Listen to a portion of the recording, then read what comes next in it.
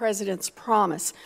On May 30th, the president said that in reaction to the release of the drug pricing blueprint, drug companies would be, quote, announcing voluntary massive drops in prices within 2 weeks. That was 2 weeks ago tomorrow. Now, the same day that the president made those statements, Senator Smith and I sent letters to the top 10 drug manufacturers to see how many had lowered prices in response to the blueprint. And all 10 of them have now responded. 0 out of 10 said that they had lowered any prices. 0 out of 10 gave any indication that they planned to do so. And in fact, 1 out of 10 said prices are going to go up later this year. So maybe you can clear this up for us.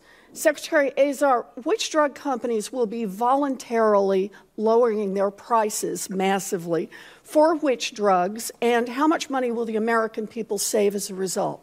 So there are actually several drug companies that are looking at substantial and material decreases of drug prices in competitive classes and actually competing with each other and looking to do that. And frankly, at this point, the biggest challenge is working. Let me just ask you there. You said they're looking at it. Well, the reason is they're working right now with the pharmacy benefit managers and distributors. The challenge, this is the perversion of the system we were talking about. In other words, the president's promise that we would see massive decreases in 2 weeks hasn't happened, and you don't have anyone lined up who's actually going to decrease drug prices. So what they're trying to do is work to ensure they're not discriminated against. Oddly, the fear is that they would be discriminated against for decreasing their price. Was that true when the president made the promise?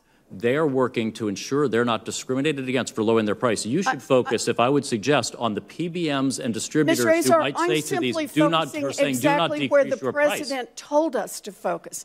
He said there would be massive decreases in prices within 2 weeks. It's been 2 weeks, and there have been no decreases and an indication of increase. Mr. Secretary, you said you wanted to get tough on drug companies, but under your approach, it seems that the drug companies can just keep charging people more and more. The only thing you've done is set it up so maybe if a drug company reduces a price, you can give them a cheap PR moment and then let them jack up prices later.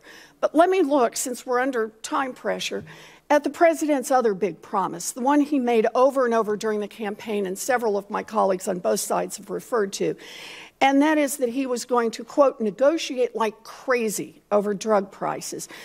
I didn't see that in this plan. Instead, the president proposes moving patients from getting their drugs through Medicare Part B, where copays are capped at 20%, to getting their drugs through Part D, where copays can go as high as 40%.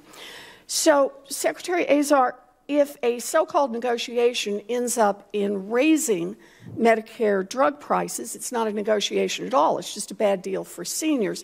So here's my question about this negotiation. Can you guarantee that no Medicare beneficiary will pay higher drug prices as a result of your plan to change drug coverage under Medicare? So it seems to me that your perspective is we should be happy with the status quo in Part B, where we pay $30 billion for drugs and pay the list price with no discounting whatsoever. It's pretty straightforward. We're challenging the status quo, and you're not. Yes or no? I just need a yes or no. Can you guarantee that no Medicare beneficiary will pay higher drug prices as a result of your plan to change coverage under Medicare? As I said to Senator Bennett, the whole point of our working with Congress on looking at how we might introduce competition and negotiation to Part B is to deal with these very complex questions. And of course, we want the beneficiary at the center. We want to make sure that they have choice. We want to make sure that their medical needs are met by introducing modern techniques of formulary management and pathways for them. So that sounds like a runaround to the yes or no question. We're going to work on it. You're going to work on it, and maybe some beneficiaries will end up paying more? Is that what you're saying, Secretary Azar? That's not going to be good for those beneficiaries. As I said to Senator Bennett, if we can bring 20 to 40% reduction in Part B, that will be so much money in savings, we should be able to figure out how to ensure the protection of beneficiaries through this process. Secretary Azar, what we're talking about is moving people to a plan that has a higher copay. And I asked the question now 3 times, and you've given me no answer at all. You cannot guarantee that there will not be Medicare beneficiaries who will be paying more.